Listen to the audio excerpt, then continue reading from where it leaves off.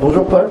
Rebonjour. Alors, on est ravis de te revoir, à vrai dire, mais là, nos spectateurs le savent pas, mais nous, on t'avait découvert à Cannes. T'avais 14 ans, et à l'époque... Ah non, 17 ans, 17 ans. À 17 ans, ah Mais ouais, c'était bon, quand même pardon. il y a 6 ans déjà, donc... Ouais, alors on t'avait... Ouais, voilà. Et nous, on était contents de te découvrir. On t'avait fait venir à la radio à l'époque, parce que tu étais à Cannes au Short Corner. Ouais, exactement. Tu te rappelles du titre de ton film à l'époque? Ouais, Free Confit. Fruits confits. Et ce film, déjà, ce film t'avait valu pas mal de récompenses. Ouais, et puis surtout, ça m'avait valu de rencontrer le milieu du cinéma et surtout du cinéma breton, puisqu'en fait, paradoxalement, alors que c'est par Cannes que je me suis fait un peu connaître là-dessus, même si c'était dans une mini sélection, parce que le Short Film Corner est vraiment un tout petit coin court-métrage à Cannes. En fait, c'est d'être allé à Cannes avec ce film-là qui a fait un peu parler en Bretagne, qui m'a permis de rencontrer le milieu du cinéma breton, qui est aujourd'hui mon milieu, en tout cas j'ai l'impression, puisque en fiction, je continue à travailler en Bretagne, que mon premier film produit a été tourné en Bretagne, avec une prod bretonne, avec le soutien de la région Bretagne, donc c'est hyper important. Ouais. Alors les aficionados du festival de Dinard te connaissent bien, Ouais. parce que tu fais depuis 3 ans maintenant, si je dis pas de bêtises, Ouais. les bandes annonces. les petites bandes annonces qui rencontrent un succès récurrent, on peut le dire. Ouais. Et notamment celle de cette année qui a beaucoup plu. Est-ce que tu peux du coup nous parler de ton parcours?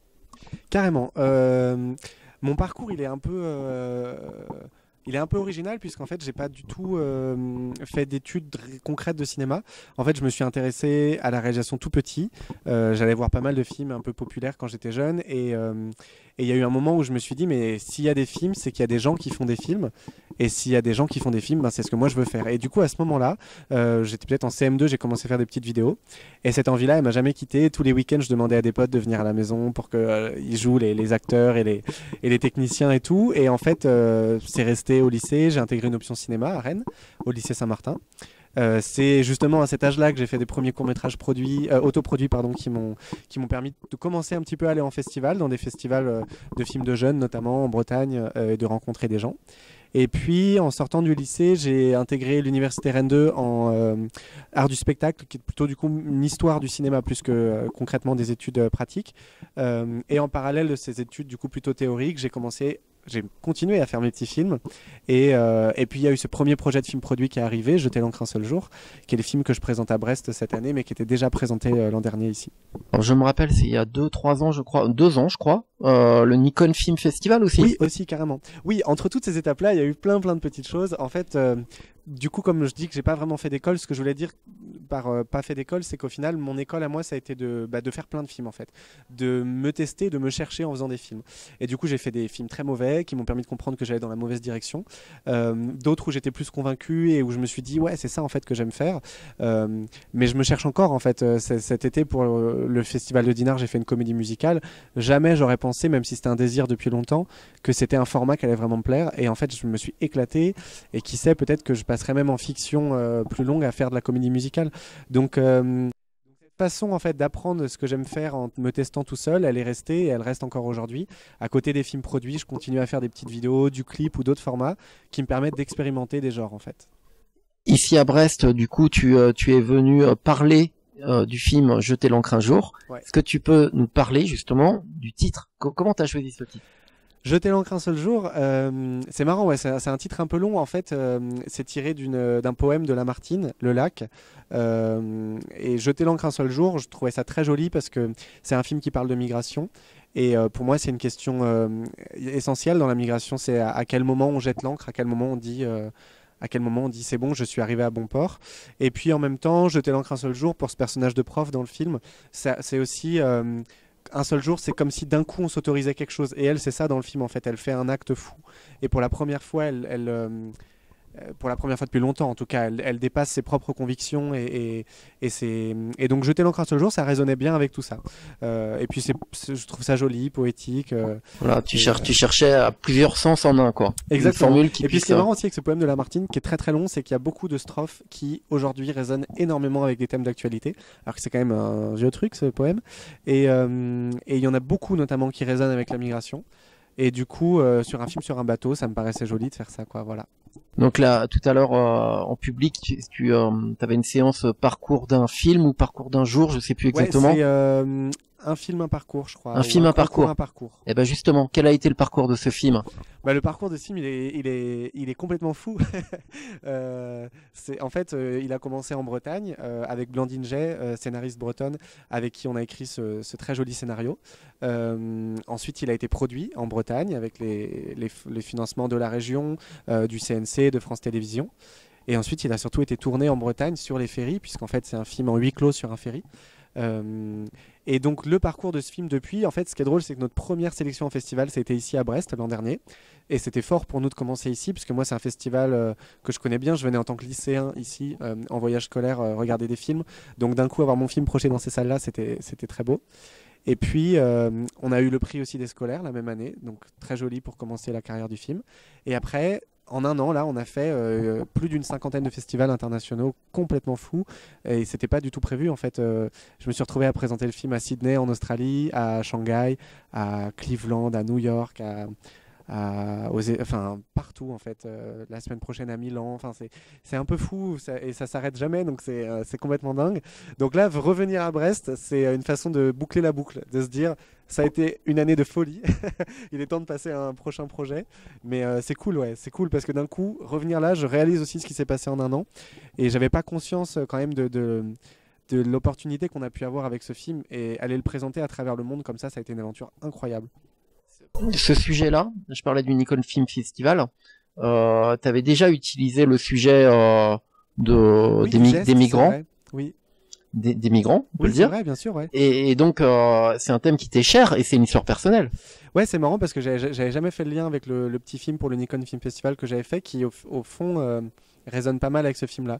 L'histoire d'un geste, l'histoire aussi de cacher quelqu'un, ouais, c'est amusant. Et après, oui, une histoire personnelle, puisque du coup, ce film, ça raconte l'histoire d'Adèle, une prof d'anglais qui part en voyage de fin d'année avec sa classe de 3e. Et au moment du passage en douane, en fait, à Saint-Malo, quand il s'apprête à monter dans le ferry, il y a un jeune réfugié qui s'est glissé dans son groupe et comme un réflexe, elle décide de le laisser passer en fait. Et même elle favorise son passage. Et donc j'ai eu envie de parler de ça parce que moi-même j'ai vécu une histoire auprès de réfugiés dans la jungle de Calais, le bidonville de Calais. Et, euh, et avec ma famille, en fait, on a rencontré un jeune réfugié qu'on a décidé d'accueillir. Et c'est venu aussi comme un réflexe. On ne s'est pas vraiment posé la question de est-ce que c'est légal ou pas. C'était devenu un ami. On avait la possibilité de l'héberger à Rennes. On l'a fait. Et en fait, il se trouve comme il était mineur, techniquement, c'était même pas tout à fait légal. Mais en fait, la question s'est pas posée parce qu'on répondait à quelque chose qui était beaucoup plus fort que nous. Et d'ailleurs, ça s'est ultra bien passé. Il est maintenant toujours à Rennes, plus chez nous. Il habite dans son propre appartement et c'est un peu comme un demi-frère maintenant. C'est un très bon pote.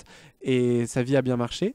Mais du coup, moi, j'ai eu envie de m'interroger là-dessus. Et quand j'ai rencontré Blandine, que j'ai parlé un peu de cette envie-là, on a eu comme ça l'idée de raconter l'histoire d'une prof qui se retrouve confrontée à quelque chose qui est assez semblable à ce qu'on a vécu. C'est l'urgence d'agir, c'est ce geste qui nous dépasse complètement.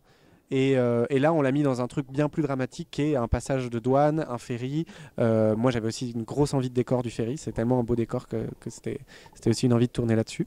Et puis, aussi, moi, je voulais que dans mon film, le gamin, il arrive à passer en Angleterre. Parce que le jeune qu'on a accueilli, même si l'histoire se termine bien pour lui, il y a toujours eu quand même ce rêve d'aller en Angleterre qui n'a pas pu être exaucé. Et là, je me suis dit, moi, dans mon film, il va y arriver. Donc voilà. Tu disais que tu continuais de te chercher, tu étais en éternelle recherche dans ton style et pour t'affirmer en tant que cinéaste. Là, clairement, tu t'affirmes en cinéaste politique. Oui, c'est vrai. Après, ça, c'est quelque chose que je pense qui a toujours été là. J'ai l'impression que de mes tout premiers exercices de style aux films plus récents, c'est quand même globalement assez engagé. Je dirais pas que je fais un cinéma politique, mais je fais un cinéma qui est contemporain, donc forcément qui traite de sujets contemporains et parfois sociaux. Mais pour autant, j'ai pas non plus envie de prendre que cette direction-là. On me demande là beaucoup si les prochains projets, ça va être justement toujours sur la migration, que je vais adapter en long ce projet-là ou autre. C'est pas du tout mon intention en fait. Quand je dis que je me cherche, c'est pas tellement pour m'affirmer en tant que cinéaste. Au contraire, j'ai l'impression que je m'affirme d'autant plus quand je fais des choses variées. Moi, je m'affirme en tant que cinéaste quand je fais des films, en fait, et après, que ce soit un style précis ou pas. Je sais pas si j'ai l'impression qu'aujourd'hui, on force beaucoup les réals à trouver leur style et à rester dedans après. Toute la société fonctionne comme ça. Toute la société fonctionne comme ça. T'as trouvé ta case, reste-y. Je me sens pas très à l'aise là-dedans. Et là, voilà, moi, si mon prochain film, de ce que j'écris pour l'instant, ça va être un film d'époque en noir et blanc, qui sera quand même contemporain, même si c'est une histoire d'époque. Et ça n'a rien à voir avec ce que j'ai fait jusqu'à présent. Mais c'est ça qui m'emballe d'autant plus en fait. J'ouvrirai un petit peu plus la question tout à l'heure sur les références, mais sur le cinéma politique, par exemple, est-ce que tu as pensé à des gens comme Lioré ou Guédiguian? Ouais, bien sûr, c'est des références qu'on nous a beaucoup citées à l'écriture. Welcome, notamment, c'est vrai que ça rejoint beaucoup le film aussi. Après, c'est un cinéma que j'aime bien, c'est pas du tout le seul cinéma que je vais voir, quoi. Je pense pas que quand on fait un film, on cherche à tout prix des références. Elles viennent naturellement après, et même c'est au final les autres qui nous amènent ces références-là. On m'a parlé de beaucoup de films tournés sur des bateaux pour justement que je m'inspire de la mise en scène de ces films-là, alors qu'au final, je sais même pas si à la fin mon film ressemble à un seul de ces films-là, mais ouais, les références, elles sont multiples en fait. Le film, c'est ton premier film produit. Est-ce que Ouais. tu peux nous parler du coup des différences que tu imaginais pas, parce qu'il y en a certaines, Ouais, on on voit très les bien, connaît, ouais. voilà, mais il y en a Ouais. d'autres, on les imagine pas. Est-ce que tu veux bien? La différence évidente, mais du coup, juste pour le dire, c'est qu'un film produit, il y a de l'argent, un film autoproduit, il n'y en a pas. Après, concrètement, c'est pas aussi simple, quoi. Pour moi, la grosse surprise, ça a été le temps de financement, en fait, puisque quand on s'était rencontrés, moi, faire un film, c'était avoir une idée, l'écrire, un mois plus tard maximum la tourner, 2 mois plus tard, le film est sorti. Donc, le processus complet de création d'un film, il prenait 3 mois maximum. Là où aujourd'hui, il prend 3 ans, quoi. Et la grosse différence, c'est comment tenir un désir de film pendant 3 ans. Et c'était pas une question que je m'étais posée. Et c'est vrai que ça a été à certains moments douloureux de se dire que voilà, il y a cette longue période de financement avant de pouvoir mettre en image le film.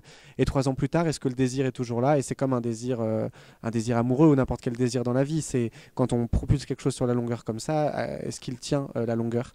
Et là, évidemment, ce film-là, il a tenu la longueur, mais c'est quand même des questions que je m'étais pas posées. Et après, je dirais pas que c'est plus contraignant. En fait, le fait d'avoir un budget, honnêtement, ça n'a rien changé, à part le fait que tout le monde était payé et que de toute façon, ce film-là n'aurait pas pu être fait sans budget, parce qu'on tournait sur un bateau, donc ça coûtait très cher. Mais concrètement, j'ai pas eu l'impression que ça a beaucoup changé de choses dans ma façon à moi de travailler. Je me suis d'autant plus préparé que c'était un film financé, mais j'ai eu l'impression d'avoir la même liberté, de travailler un peu de la même façon, quoi. Tu as fait pas mal de courts-métrages, t'as pas encore fait de long. Non. Est-ce que tu penses que ton écriture, elle va plus naturellement vers le court-métrage, et en prenant l'exemple justement parce que ça aurait pu être un long, ce film-là. Oui, c'est vrai. Alors là, en l'occurrence, du coup, c'est pas mon écriture, c'est l'écriture de Blandine que j'ai assisté sur ce projet. Mais dès le départ, il y avait la volonté partagée que ce soit un court-métrage, en fait, parce qu'on savait que l'histoire devait s'arrêter au moment où on arrivait en Angleterre. Parce qu'en réalité, elle pourrait continuer. Il se passe tellement de choses après dans la vie d'Adèle, dans la vie de Nassim, le jeune réfugié. Mais justement, notre choix à nous, c'était de filmer le film sur cette parenthèse-là, qui était du début, au moment où on monte dans le ferry, jusqu'au moment où on y descend. Et on ne racontera pas la suite parce que c'est au spectateur de se la raconter. Donc ce film-là, c'était obligé que ce soit un court-métrage.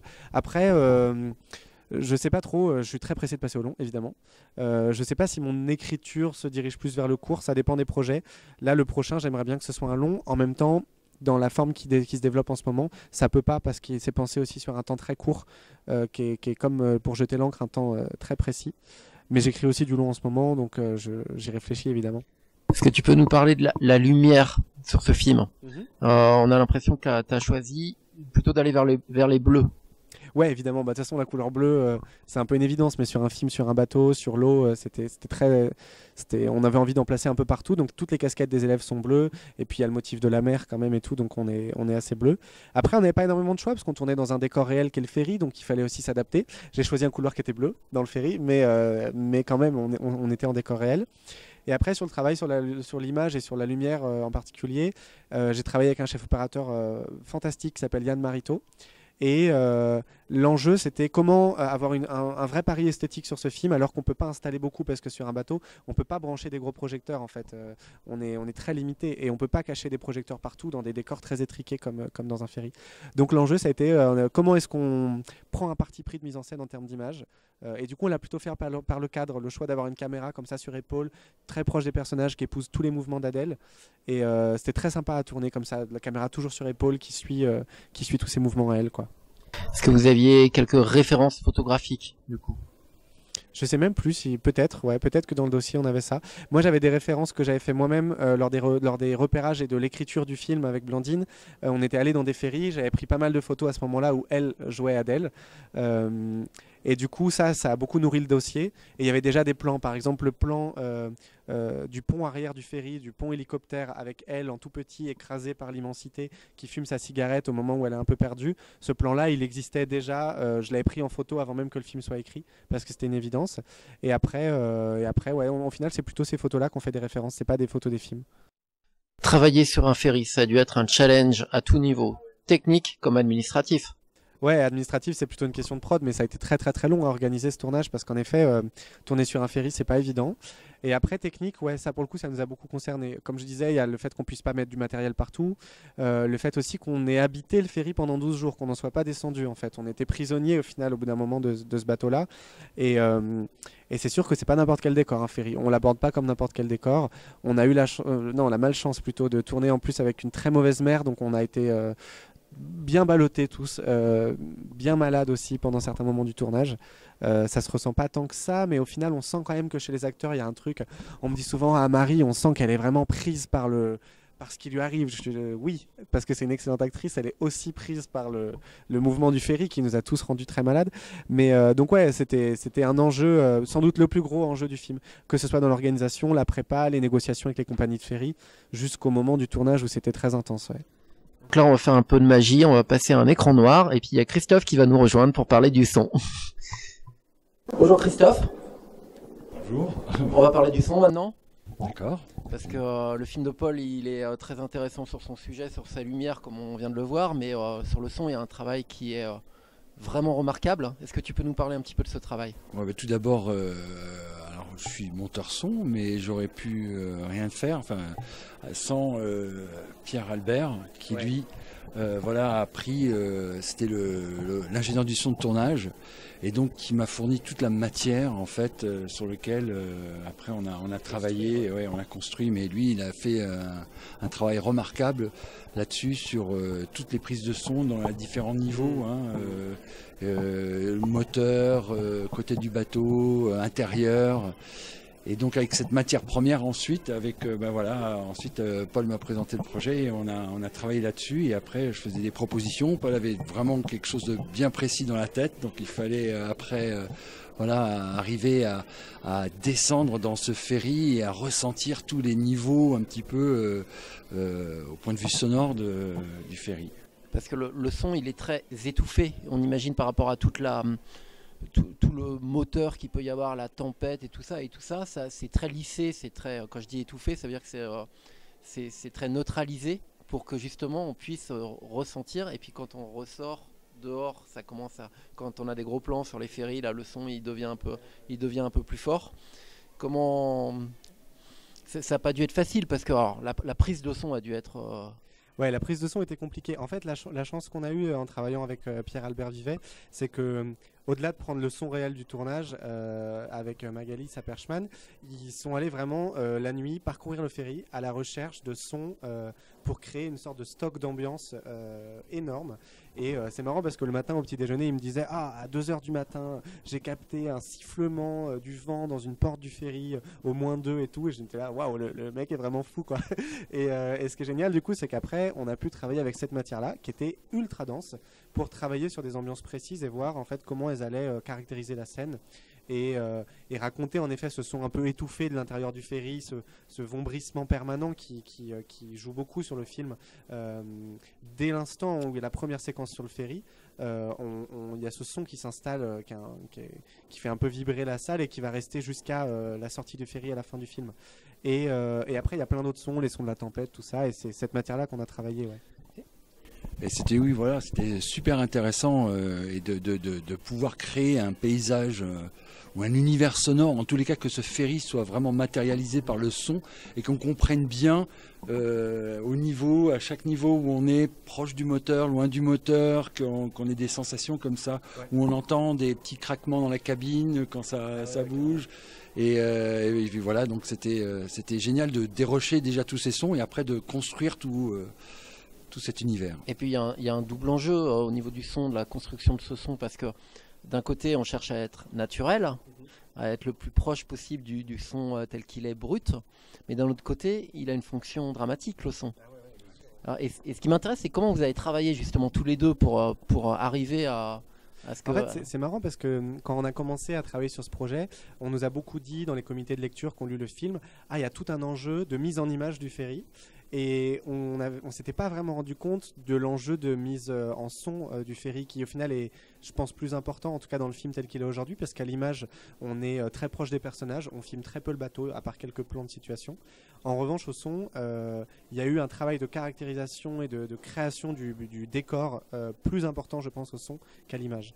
Et oui, il y a aussi une fonction dramatique, puisqu'en effet, ce vombrissement-là, il amène une tension, il raconte quelque chose, et je crois qu'on s'est pas mal amusé avec ça. J'en reparlais tout à l'heure aussi avec lui, il y a la scène du bus sur lequel il a proposé une création moi, qui m'a beaucoup plu et qui a amené beaucoup de tension dans cette séquence du bus, sur ce moment de freinage qu'on n'avait pas pu créer au tournage, parce qu'on peut pas faire freiner un bus hyper fort avec 20 élèves dans le bus, c'est trop risqué.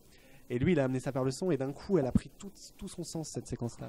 Oui, non, c'était, oui, non, tout à fait, non, c'était, bon, grâce à tes indications aussi, hein, parce que voilà, on essaie de remplir cet univers, et puis voilà, tu avais quelque chose de bien précis dans la tête, mais oui, non, ça a été un plaisir, et d'amener tous ces différents sons et de propositions, toujours pour nourrir un peu le récit et la construction. Et est-ce que vous avez travaillé avec des faux sons, des sons que vous avez fabriqués? Oui, il y en a plein, hein, en fait.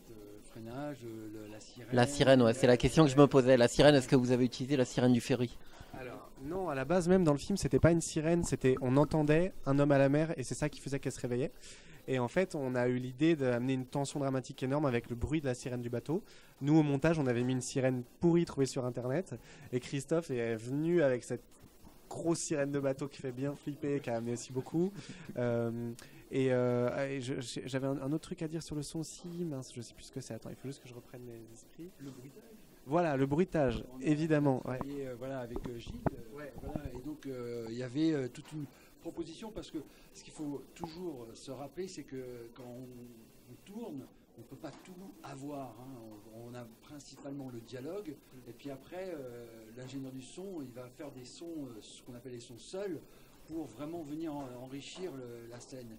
Et par exemple, les pas ou des choses comme ça, ou des manipulations, on avait besoin de renforts, en fait. Et donc, on a travaillé avec Gilles là-dessus pour vraiment renforcer tous des moments un petit peu intimes. Ouais. Mais aussi les pas, tu te rappelles les pas aussi dans le couloir qu'on n'avait pas, donc qui a été tout refait. Et je crois aussi que le son dans ces moments-là, le bruitage en tout cas, il amène l'intimité, et nous il y avait vraiment besoin d'être intime au personnage dans ce film-là. Et je me souviens qu'un truc dont je m'étais pas du tout rendu compte au montage, c'est qu'en effet, le son qu'on a pris sur un bateau, avec le bruit du vent, avec le bruit du ferry, avec tout, déjà travailler la voix c'était un boulot, il ne restait plus rien, des bruits de pas, des bruits de vêtements, des bruits de respiration. Et en fait, lorsque le bruitage a ramené tout ça, d'un coup je me suis rendu compte que je retrouvais complètement la proximité au personnage. Et j'avais l'impression qu'il y avait eu quelque chose qui s'était un peu loupé dans la mise en scène là-dessus. En fait non, c'est parce qu'on oublie souvent en tant que réalisateur le son. Et le travail de bruitage, il est venu ramener en fait cette proximité-là, notamment à Adèle, puisque actuellement quand on écoute le film, on l'entend marcher, on entend ses vêtements, on entend ce qu'elle attrape, on entend même ses respirations à plusieurs moments. Et ça a vraiment ramené le personnage, quoi. Parce que c'est vrai que moi, quand on me dit ferry, j'imagine le bruit du moteur, ça doit être terrible, surtout à certains endroits plus qu'à d'autres. La tempête, hein, c'est même pas la peine, plus la houle, la mer. Moi j'ai déjà fait des petites prises de son à côté de la mer, mais voilà, donc quand on enlève tout ça avec des petits logiciels gratuits, s'il reste Audacity, je pensais, mais il doit plus rien rester du tout. C'est ça, on nettoie tout, on garde pour garder la voix. Mais vous arrivez à garder la voix? On garde la voix. D'ailleurs, il y a des logiciels. Et vous ne l'avez même pas fait en post-prod? Alors, il y a quelques moments. Il y a quelques phrases post-synchronisées. Quelques phrases post-synchronisées, mais c'est vrai que lorsqu'on nettoie tout, parce qu'on a besoin d'entendre le dialogue, après, du coup, voilà, on creuse, en fait, on fait de la sculpture quand on fait du son. On creuse, on isole le dialogue, et après, nous, on remplit... moi, en tous les cas, en monteur son, on remplit avec ce qui a été fait en son seul au tournage. Mais il y a le bruitage aussi qui vient. Et voilà, on remplit l'univers sonore qui vient amener les dialogues, pour renforcer les dialogues, quoi, voilà. Eh ben, merci beaucoup Christophe. Merci à toi, merci à Paul aussi d'avoir... ça a été un plaisir de travailler ensemble. Ouais, carrément. Et là, on repasse à un écran noir et on reparle maintenant de toi, Paul. Tes travaux de réalisation, Est-ce que tu arrives à en vivre? Oui, alors en fait, depuis Jeter l'encre, oui, pas grâce à Jeter l'encre. Jeter l'encre, comme c'était un film plutôt bien financé, m'a permis de gagner un petit peu ma vie, mais clairement pas de quoi vivre pendant 3 ans. Et en parallèle, j'ai commencé une activité dans la publicité en tant que réalisateur, qui est une activité plutôt intéressante, puisque comme je disais, moi j'aime bien tourner, j'aime bien tester des choses, et la pub me permet ça aussi. C'est quand même un excellent exercice, puisque je me permets de faire des choses que je fais pas du tout aussi en fiction, par exemple de la comédie. Mais après, donc oui, je vis aujourd'hui du cinéma, plus largement aussi de la publicité. Après, j'aimerais bien aussi pouvoir un jour arrêter la pub et vivre pleinement du cinéma, quoi. Et du coup, est-ce que j'ai cru lire que tu faisais partie de la SRF? Ouais. Est-ce que tu peux nous en parler? Carrément. Alors en fait, cet engagement-là, il est arrivé assez vite quand je suis arrivé à Paris. Parce que voilà, la SRF c'est une asso qui défend les droits des réalisateurs, et puis j'avais envie qu'on parle aussi de jeunesse dans le cinéma, parce que je trouvais que dans les rapports que publiait le CNC, en tout cas ça laissait entendre qu'ils finançaient pas beaucoup les films de jeunes, et moi qui ai grandi justement dans les festivals comme Brest, je vois très bien à quel point il y a beaucoup de jeunes qui présentent leurs films ici. Je pense que l'âge moyen de la compétition française à Brest, je l'ai pas, mais ça doit tourner autour de 28-30 ans, alors que l'âge moyen des réalisateurs de court-métrage au CNC est plutôt à 38 ans. Donc où est-ce qu'elle est cette différence de 10 ans? C'était un peu la question que je voulais poser. Et la SRF a très bien reçu cette question-là, puisque du coup on a pu la poser, et plus largement ça m'a permis de découvrir tous les sujets, les chantiers qui sont portés par la SRF, qui sont passionnants, qui défendent au-delà même des droits des réalisateurs, les droits des réfugiés et plein d'autres questions. Et du coup ça a été, j'ai passé 2 ans au conseil d'administration magnifique. J'ai arrêté pour faire mon film, et j'ai pas encore eu le temps de reprendre, même si je suis évidemment toujours membre de l'asso et que je défends à fond tout ce qu'ils défendent, quoi. Dans le film au générique, tu remercies Catherine Corsini. Notamment. Mais c'est vrai aussi que la SRF m'a donné un réseau, et ce réseau-là, parce qu'il y a aussi des amitiés qui naissent, ça m'a permis de pouvoir faire lire le scénario à certains cinéastes avec qui j'avais travaillé à la SRF, et notamment Catherine Corsini et d'autres, pour contacter un comédien. J'ai eu l'aide de Rebecca Zlotowski à un moment, qui est aussi remerciée au générique. Voilà, pourtant c'est pas des gens que je connais extrêmement bien, mais qui ont à un moment pu quand même apporter un coup de main sur le film, quoi. Toi, tu habites Rennes? Ouais. Et est-ce que c'est un handicap au final pour toi? Alors, ouais, aujourd'hui j'habite Rennes et Paris. C'est pas un handicap en termes de cinéma, et au contraire même, en fait, je vais revivre. Je n'attends qu'un seul moment, c'est de revenir vivre à Rennes, parce que ça arrivera. Parce que le cinéma, je pense qu'on peut en faire en étant à Rennes. Comme je le disais, aujourd'hui, pour gagner ma vie, je fais un peu de publicité. Toutes les agences de pub sont à Paris, et pour le coup, j'essaye de voir si je peux monter des projets à Rennes, mais en publicité, ça a l'air très compliqué. Donc, c'est ça qui m'oblige un peu à être à Paris pour l'instant. Mais oui, on peut vivre du cinéma à Rennes, et même, je crois que c'est plus facile de rentrer dans le milieu du cinéma lorsqu'on est en région, puisque c'est un milieu plus convivial, en fait. On le voit ici à Brest, en fait. Et dernière question, est-ce que tu peux nous parler de tes projets à venir? Ouais. Bah, les projets à venir, il y en a plusieurs du coup. Il y a la difficulté aussi que cette année à accompagner Jeter l'encre, elle a été très intense, puisqu'il y a eu beaucoup de voyages, et là on vient d'être qualifié pour les Oscars, donc ça demande aussi tout un travail pour parler du film autour de ce moment-là. Donc c'est très intense. Et en parallèle, mon travail de publicité ont fait que j'ai commencé à écrire pas mal de choses, mais concrètement aujourd'hui, j'ai pas beaucoup avancé, ce qui est un gros problème. Donc j'ai un projet de court et 2 potentielles idées de long, dont une que je développe un peu plus, mais il faut à tout prix que je m'y mette. Donc là je vais faire le choix de couper un peu l'accompagnement du film en festival après Brest, pour me plonger dans l'écriture de ces nouveaux projets. Eh ben Paul, merci beaucoup. Merci. Et bonne chance pour la suite. Merci beaucoup.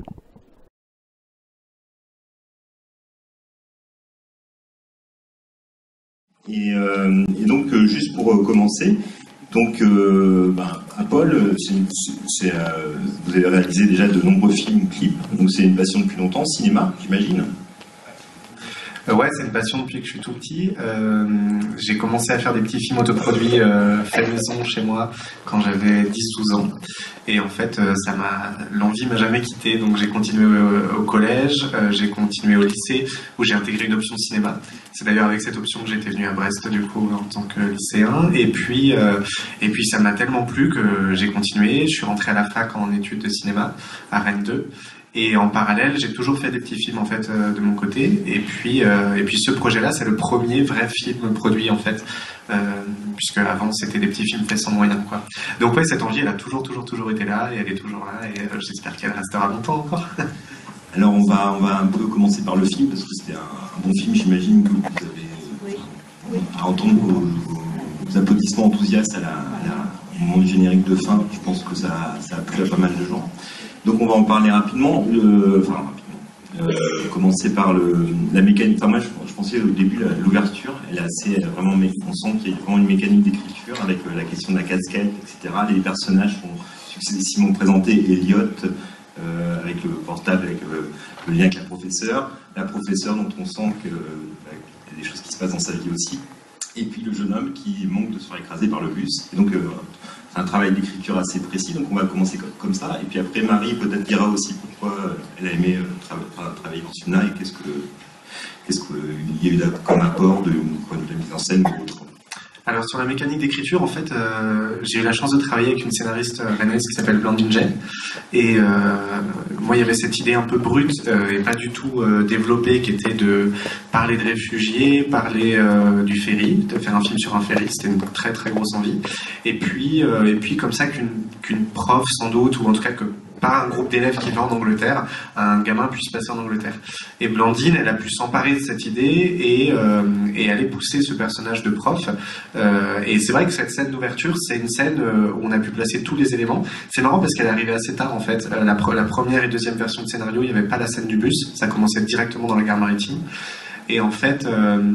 je me souviens exactement du moment où on a eu le déclic avec Blandine, on discutait tous les deux et d'un coup, je lui ai dit tiens, il pourrait y avoir un truc dans le bus. Et elle ensuite elle m'a dit mais exactement, et même on va profiter de cette séquence-là pour caractériser les personnages, définir la relation entre Adèle et Elliot, tout ça. Et du coup c'est en effet une séquence qui est vraiment là pour amener tous les ingrédients, puisqu'elle se termine par le garçon qui se met littéralement en travers du chemin du bus. Et du coup, c'est le coup d'envoi du film, quoi. Donc c'était une super idée parce qu'en plus à mettre en scène, c'est une séquence géniale, je trouve. Enfin, c'était excellent de travailler sur une séquence de bus comme ça. Ouais, puis là il y a vraiment les trois personnages qui vont se tourner autour en fait. Hein. Donc on installe tout de suite cette femme qui est au bord du rouleau, qui en peut plus d'être prof, qui d'ailleurs elle doit être un très mauvais prof à ce moment-là parce qu'elle se pose plein de questions sur ce qu'elle fait, sur ce qu'elle est, sur ce qu'elle veut.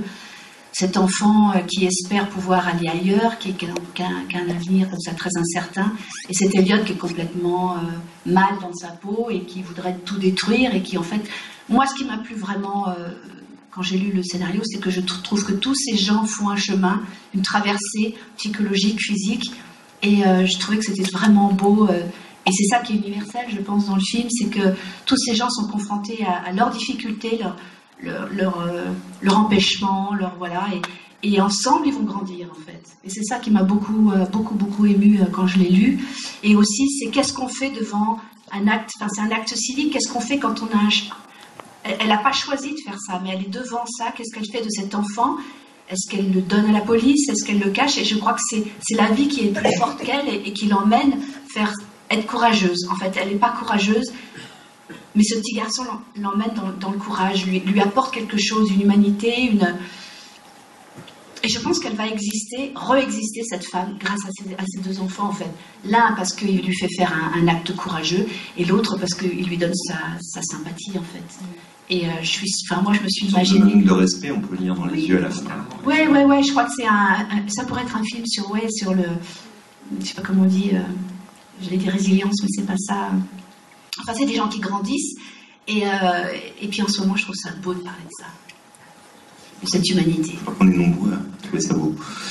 Donc, justement, peut-être travailler sur les questions de scénario, etc. Comment vous avez travaillé ensemble, parce que c'est un travail collectif, un film, et comment les acteurs ou les actrices ont pu aussi nourrir la réalisation ou pas, ou est-ce que tout était écrit, puis Paul dirigeait, et puis... Alors, de toute comment façon, ça s'est passé Paul dirigeait. C'est sûr. Évidemment, il faut toujours que quelqu'un dirige sur un projet. Pour autant, je pense que c'est un film qui est très collectif, dès le début du projet, puisqu'en fait, à aucun moment j'ai été tout seul. Il y a eu d'abord Thomas Gensch, le producteur, avec un accompagnement qui était brillant. Et il y a eu ensuite Blandine Jay, et puis ensuite il y a eu donc ça a été ce trio-là très très fort pour toute l'écriture puis le financement du film. Et ensuite un film c'est un travail collectif, puisque c'est pas moi qui ai tenu la caméra, c'est pas moi qui ai tenu la perche, c'est pas moi qui étais derrière le banc de montage, c'est tout plein de gens qui ont apporté leur regard sur le film. Et pour ça évidemment les acteurs c'est essentiel, et il y a eu un travail notamment avec Marie, hein, qui a été vraiment très très beau là-dessus. C'était que, et en plus c'est la première fois, comme je faisais pour la première fois un film produit, que j'ai vraiment eu le temps de faire ce travail-là en amont. Et c'est génial parce que je me souviens qu'avec Marie on s'appelait régulièrement, des fois même tu m'envoyais des messages à minuit à quelques semaines du tournage, parce qu'il y avait comme ça l'envie de creuser un maximum le personnage au-delà même du scénario, pour que Marie comprenne au mieux Adèle, et puis qu'elle traduise chaque moment du scénario sur mais quel est vraiment le sentiment d'Adèle à ce moment-là, tout ça. Et je me souviens que ça nous a poussé même à aller chercher pas mal de choses. On a aussi eu des discussions avec Blandine et Marie, et ça nous a permis de faire des mini-retouches de scénario juste avant le tournage sur des propositions de Marie.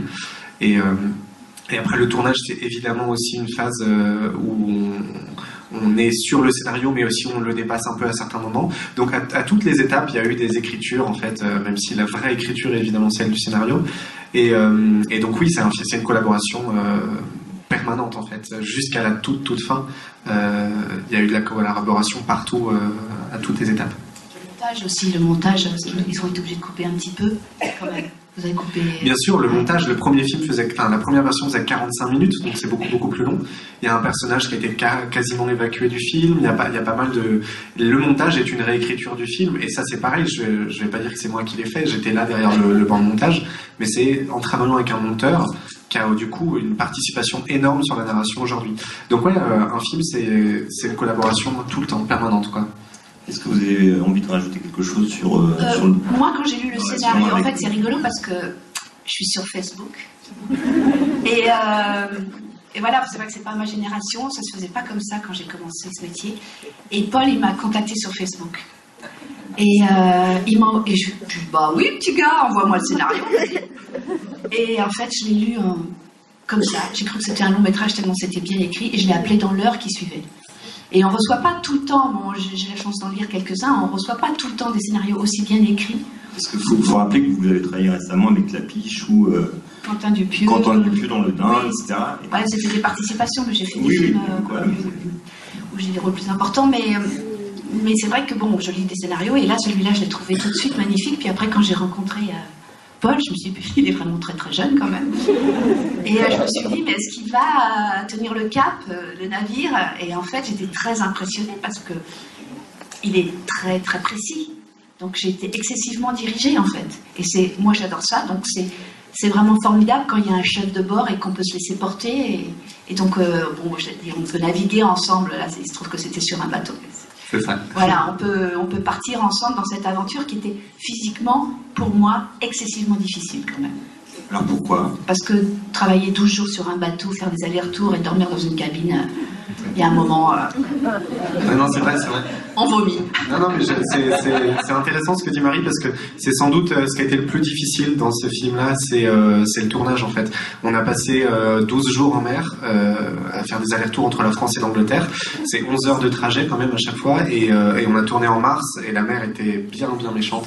Et il y a un moment où ça a une réelle influence en fait sur la façon dont on tourne le film, sur l'état même de l'équipe et des comédiens.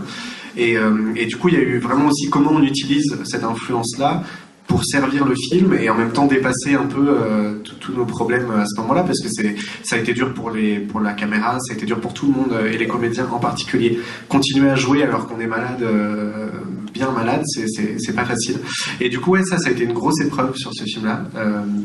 Et du coup, c'est marrant que tu dises tenir le cap ou tout ça quand tu parles de film, parce que ça a vraiment été ça. On était un peu plus qu'une équipe, on était un équipage embarqué sur ce bateau, et il a fallu être très très soudés pour tenir ce film. Ouais, c'est évident. Et vous imaginez le chef opérateur avec l'œil dans l'œil comme ça dans la caméra, c'est terrible quoi. En fait, c'est drôle parce que les 3 premiers jours, on était là, ouais, c'est trop bien, on est sur un bateau et tout, c'est trop cool. Et après 5 jours, on a compris qu'on était enfermé dessus, en fait, et qu'on n'allait pas descendre du bateau pendant 12 jours. Et en fait, il y a eu un moment où on a pu descendre au bout de 6-7 jours, et on est arrivé sur Terre à Roscoff, il était 8h du matin, et la Terre a commencé à bouger comme ça, et là on s'est dit, ok, il faut pas du tout descendre du bateau, en fait c'est encore pire. Et le bateau est devenu une prison, quoi, parce qu'en fait on passait nos journées et nos nuits dedans sans descendre, et ça a beau être très grand, un ferry, au bout d'un moment c'était vraiment, c'était dès qu'il repartait en mer le soir, on était tous en mode, non, on voulait s'accrocher à la terre et tout. Mais ça quelque part ça a aussi servi le film, parce que c'est vrai que l'intensité, la tension dans laquelle on était, qui était une intensité physique aussi, hein, comme le disait Marie, on l'a senti aussi et on l'a utilisé, je pense, pour le film. Ouais, je pense qu'elle est dans les images en fait, parce qu'on s'est battu contre les éléments.